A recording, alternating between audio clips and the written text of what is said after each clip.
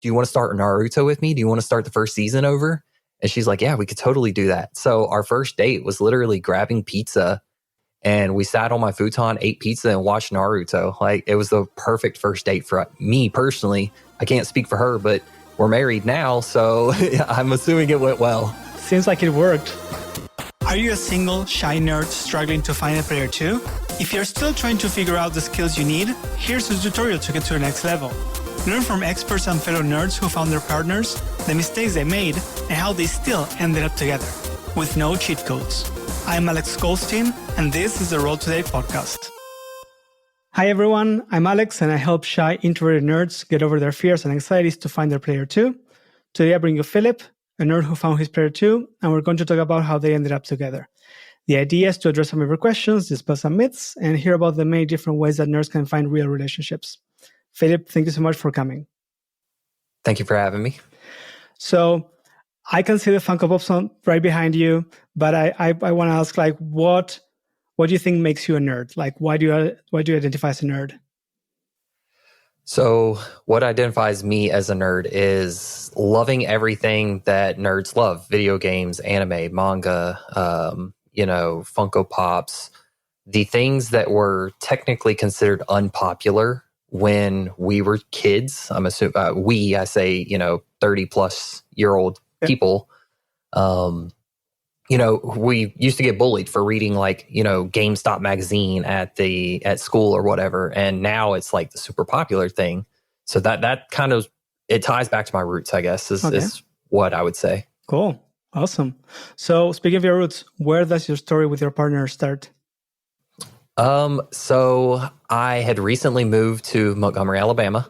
I was kind of dating in the local area, and I didn't find anybody who quite met me on my terms. Being a nerd, somebody who's like, I don't deal well in social environments. I'm not a big crowd person. I don't like big crowds. I don't like going out too much. If I could live and work in my own home right here, this would be ideal. But people from Alabama, Montgomery area, they're very social people.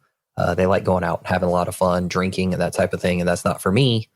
So it was really hard to find somebody who could accept me for being me. Somebody who would prefer to stay in and watch, first season of Naruto over and over again, or maybe The Office. You know what I mean? Not go out and party at the club or drink or anything like that. Yeah. So what were the reactions that you were getting from people that you were meeting?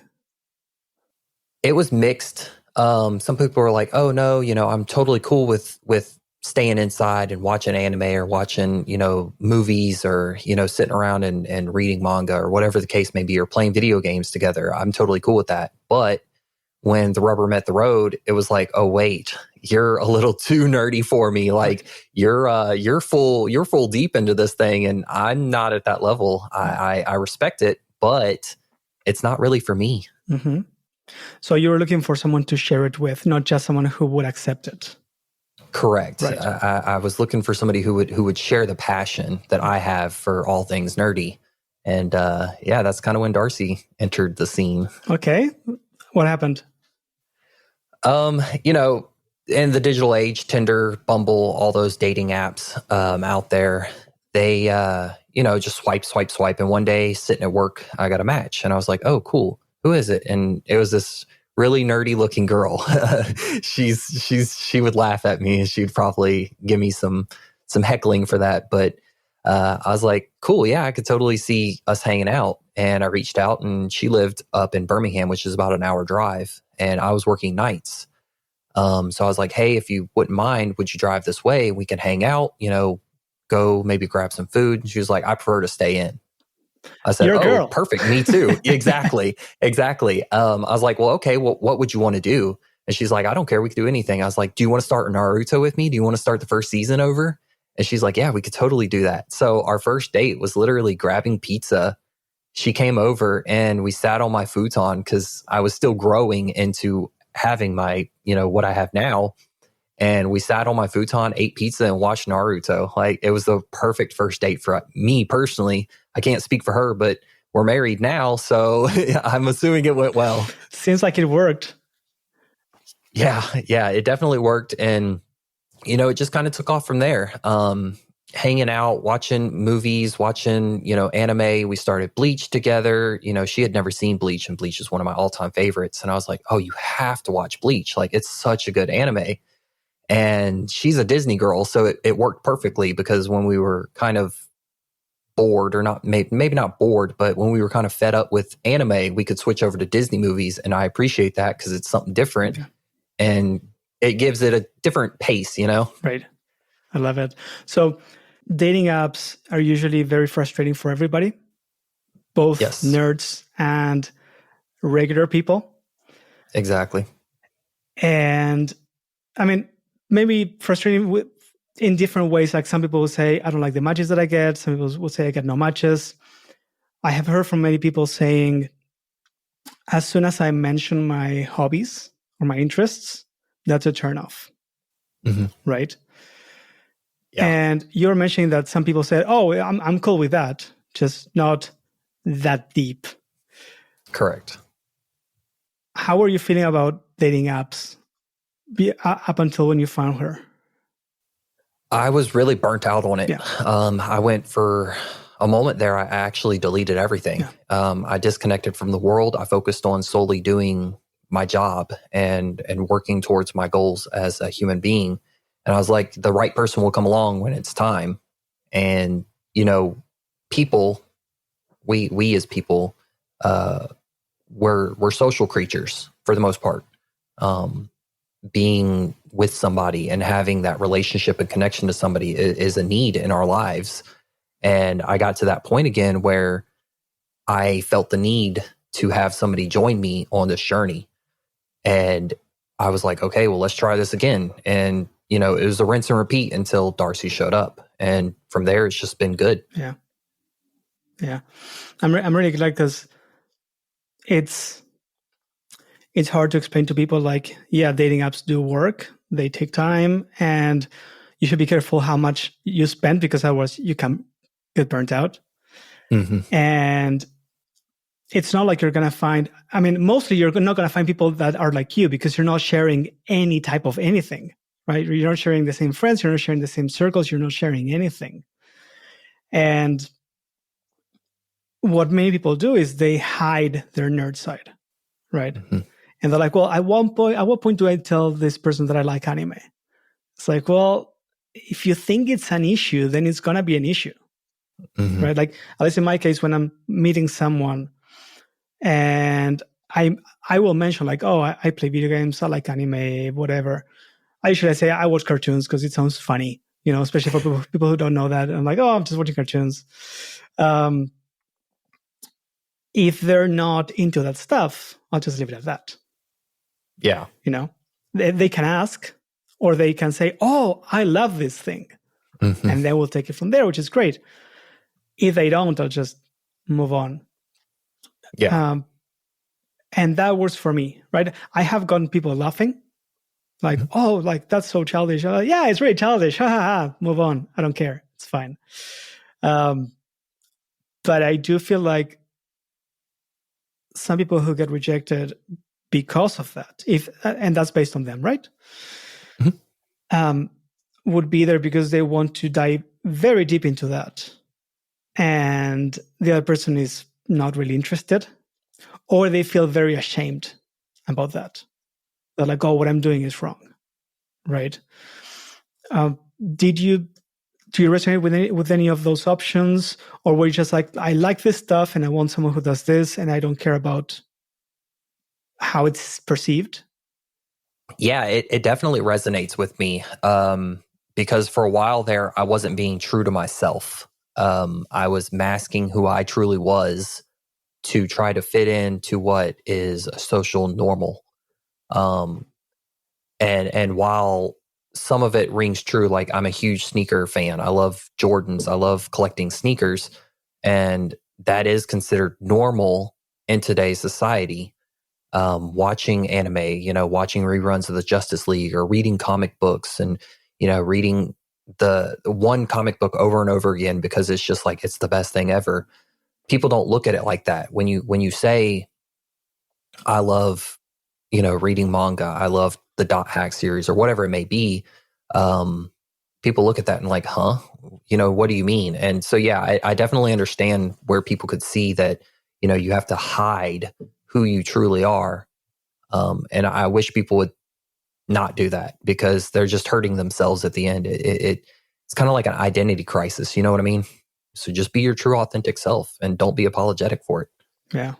I think that's a really important difference, which is something that I realized doing these interviews, that maybe people were saying like, oh, just be yourself. And I hate that because you can say like, oh, I myself, I'm like shy, introverted. I'm afraid to talk to people. I'm anxious, whatever it is, right? That's me. But you nailed it. Like, cause I was like, you should be true to yourself and be happy with who you are and be proud of it and not be afraid to show it. Cause like you were saying, like you're looking for someone to share this stuff with.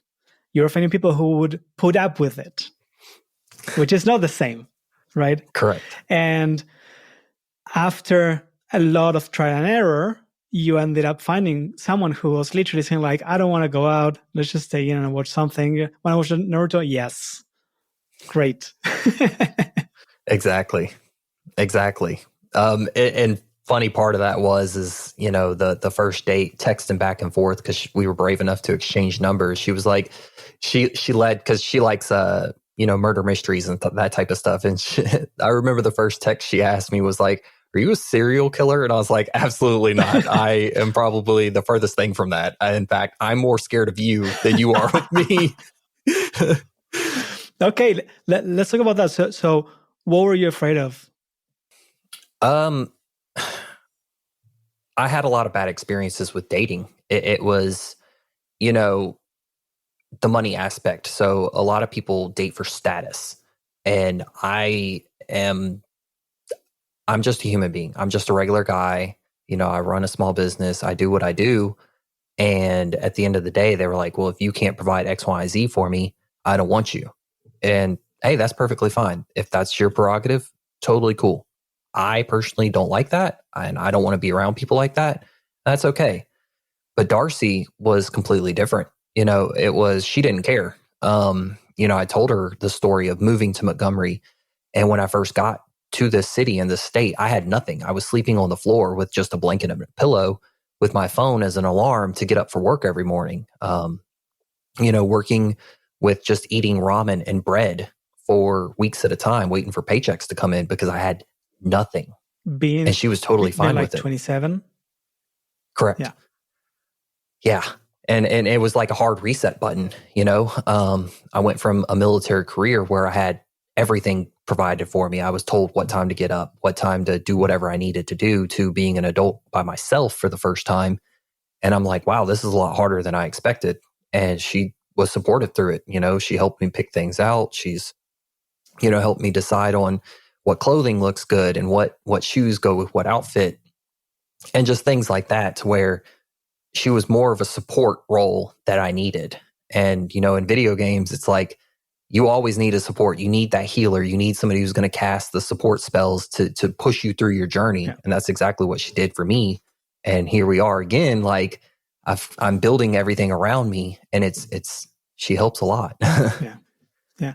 It's more looking for a partner who's on equal grounds with you, on an equal level, more than something. I mean, you can argue that a stay-at-home spouse also puts a lot of effort, especially like when you start having kids. Correct, yeah. But at least in the beginning, with like on the dating stage, if someone is expecting the other person to pay for everything and whatnot, it's not such an equal ground, let's just say. I mean, as long as they both agree on the exchange, totally fine, great. But it's a cultural thing, I believe, even within the same culture. Like it's who you grew up surrounded with. I'm from Argentina. I grew up with like very strong feminist friends. And for me, it was like, you do not pay for anything. You do not open the door. You do not do this. You do not do that. And that was like the rule. And once I started traveling around, I was like, oh, there's actually other people who see things differently and who expect other things, right? And even in Argentina itself, like once I started meeting people outside of my own circle, I started seeing how other people see things, right? So that's why I'm quite against all the generalizations of like, why do men this? Why do women that? Why, whatever it is, because it really depends who you have been interacting with and where you were and like what circle you were moving in, right? So yeah, I can totally see how like saying I don't even have a bed, I have no money, I have nothing in a society or at least especially like on Tinder or dating apps, right? Where many people, in your case would be women, would expect, oh, like he has to pay for the date or whatever. So she came over for the first date. And you guys, you said, or pizza and watched Naruto? Correct. Yeah. How did the date go? I thought it went fine. I remember, it had started to get late. She still had an hour drive back home. Obviously, I'd offer to, you can sleep in the bed if you'd like. I could sleep on the couch, however the case may be. And, we can figure that all out later. You can drive home in the morning. She's like, no, I need to get home. I've got work in the morning, yada, yada. Cool. No problem. So, the date ended with just a quick little hug. I mean, it was just, a little thanks for coming over because I'm super shy and, physical touch for me was not a big thing. Like it's not something that I seek.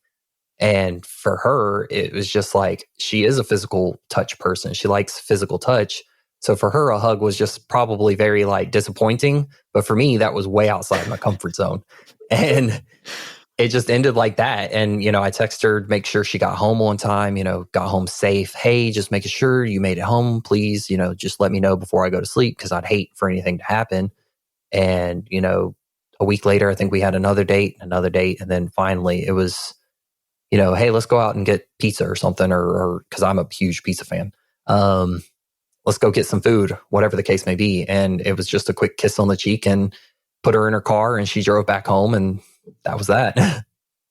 That is funny. So when she left after that first date, did you consider it a successful date?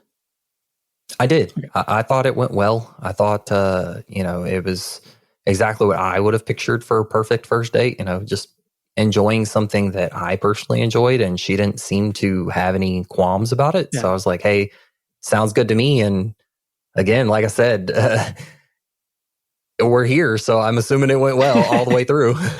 Did you feel like you should have gone faster or needed to go faster in any way? I'm just thinking because recently, like a few days ago, I think you saw it. I shared a thread on Threads, a post on Threads about how in the past I used to go on a date, even a first date, even a coffee date. And I had this thing that like, you have to get a kiss. You have to get the kiss at least. You have to get that. Whether you like her or not, it doesn't really matter, right? And I'm like, you're like, I want to go slower. I want to take my time. Now I'm nomadic, so I don't really have that luxury. So I have to learn to be comfortable going a bit faster, but I still prefer going slow. And it took me very long time to say, okay, I want to go on a date. The only goal is to meet this person and to just get to know them and to hopefully have a good time. If I don't have a good time, then at least I have a good story. So I'm wondering if you had something like that of like, at least in your experience, like you were going on dates and they expected you to pay or they expected you to have money. Did you have something similar for like how fast or how far you should go on a date, the first date? Growing up, that was the big thing is like, if it's a good first date, it ends with a kiss. Yeah. And I agree with what you're saying and what you have said. But for me, my expectations have never been that much. I've never stopped to think like, this is how this has to play out. I do, in all situations, but dating specifically, sit there and after everything's said and done, do a little playback of, oh man, I said this. I probably sound like an idiot. Like she probably thinks I'm some dummy just because I said that. Or, I mispronounced a word here, just a play-by-play of what exactly transpired. Yeah. Because again, things go by so quickly that you're just in the moment. Like, I'm sure we'll do it here where I sit here and watch the playback and I'm like, I wish I would have said this a little bit differently. And it was the same situation with that was, maybe we should have watched Bleached, or maybe we should have watched, she likes fruits baskets. Maybe we should have watched that. Something she was more happy to watch than Naruto. Maybe she just said yes to appease me. Yeah. Things like that. Yeah, definitely popped up in my mind. Like, I wonder what I could have done better, if I could have done anything better. Yeah. After that first date, you asked her to let you know when she got home. I'm guessing she texted you, I'm home. Mm-hmm. Did you wait a few days until you texted again? Or do you remember how that went? No. I didn't wait a few days. I believe in open communication and good communication, because I can't stand playing games. Like, video games are fine, but emotional games are not. Yes. I remember texting her the next morning, good morning, I had an awesome time. Hope you did too. I can't wait to see you again.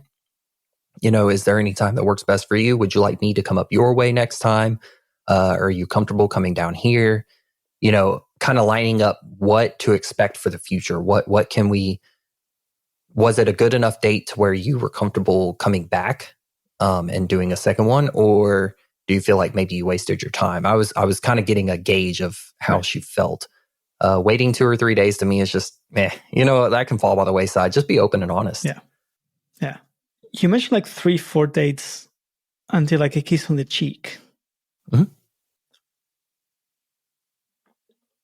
I'm just surprised that to you was the sort of the pivot point, right? My culture, Argentina, everybody kisses on the cheek to greet, men, women, everybody, right? So to me, that's if I've met you for 5 seconds, then when we say goodbye, it's kiss on the cheek, period. For sure. Do you know if she thought that you guys were going way too slow? Do you know if she had any thoughts about that? Has she ever said it took you 4 dates to just give me a kiss on the cheek? I don't know that we've ever really seriously talked about it. Okay.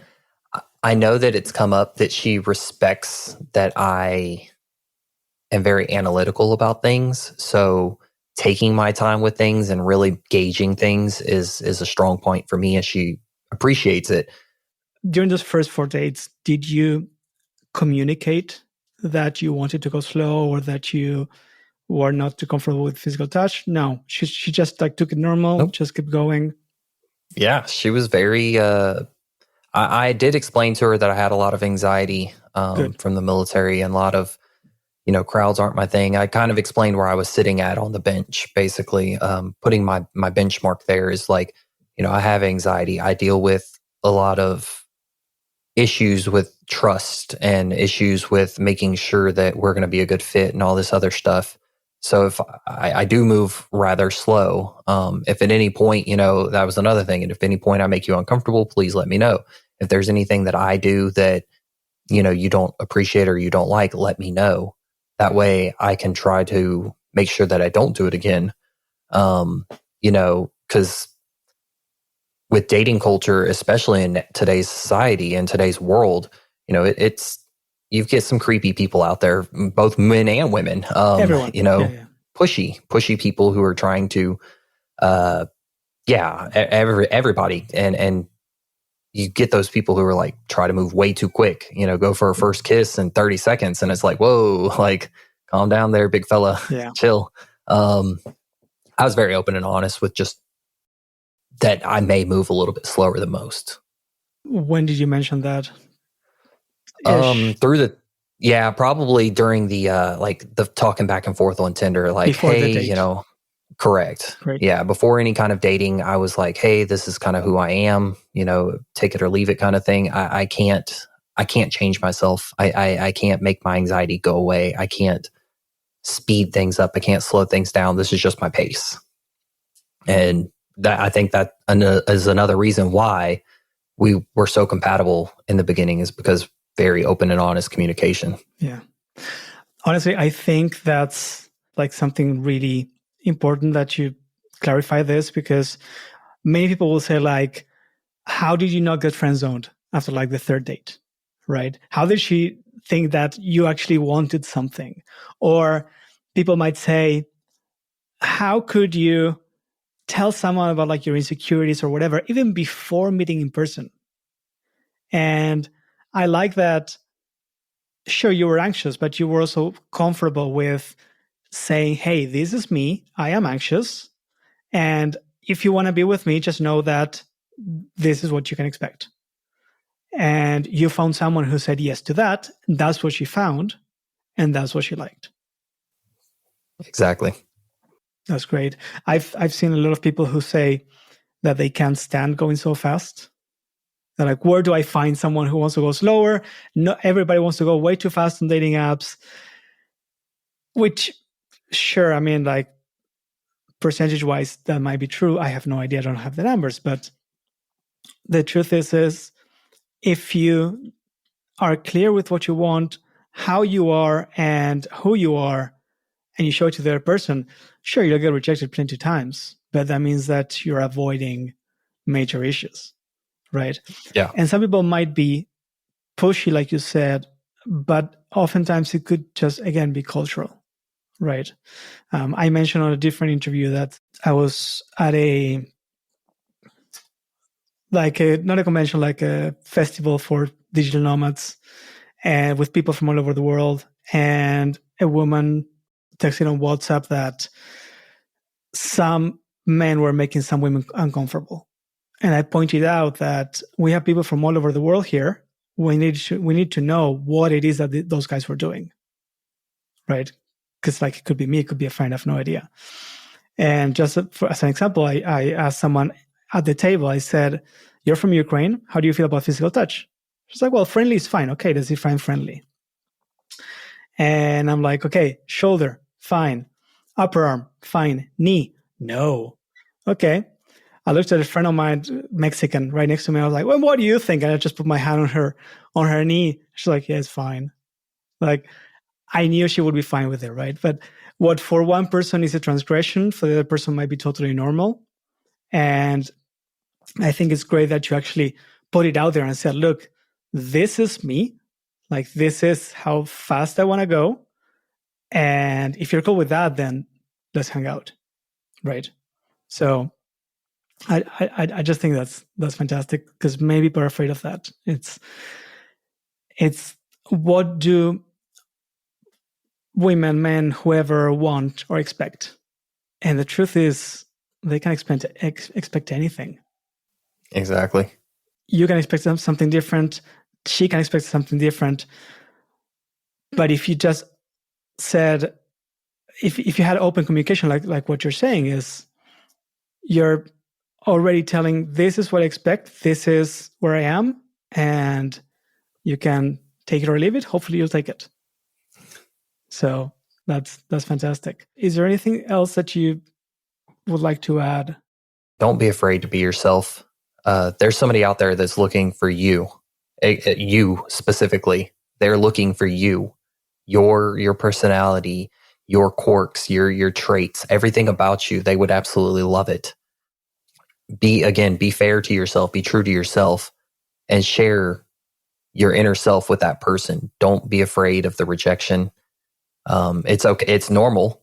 I'm still afraid to this day to be rejected. But do yourself the favor and really be the person you want to be, because they're going to respect it. Again, player 2, they're waiting for you. You might be their player 2. Fantastic.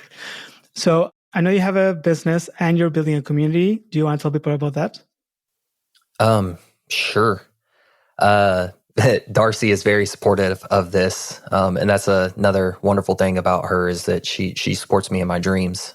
So find you somebody who supports you. We are Nerd Stuff of Alabama. We sell Funko Pops primarily for now. We're a collectibles store. And we sell Funko Pops, and we're trying to build our community. We're trying to find people who are passionate about video games and streaming and content creation, art. We literally have recently just built a Discord server that has something for everybody. We have something for cosplayers, If you like manga, if you like anime, comic books, we have it all. There's a collectibles section. There's something for everyone. That's kind of our goal, is to build a community built on passion. And, hopefully we can support them in their collectible needs, as you can see behind me. Yeah. We're excited to be here. We're excited to see what the future holds. We hope more people will join us. And who knows, you could find your player 2 in our community. That'd be something cool. That'd be awesome. You see this, you join our community, you find, your spouse, and you make a wonderful life together. And that'd be really cool to see. What's your handle? Where can people find you? So we're primarily focused on the threads currently, where you and I actually met, which thank you for reaching out and thank you for having me. No, thank you for coming. But nerd_stuff_of_AL. You can also find us at alnerdstuff.com. All of our handles are over there as well. But Threads is our kind of meat and potatoes. We're growing a big community there. We're getting a lot of feedback and a lot of love. Awesome. Thank you so much, Phillip. So everyone else, if you have any questions that I haven't made to him or to past guests and that you want me to do in the future, or if you have questions for Phillip, just let me know. Maybe he can come back and he can answer them, or I can ask someone else. So let me know in the comments. Send me an email at dm@rolltoday.com, or you can find me on pretty much everywhere at rolltodate. Thank you. Take care. Do you want a cheat code to level up? Listening to more episodes will help you learn the skills faster. So make sure you follow the show.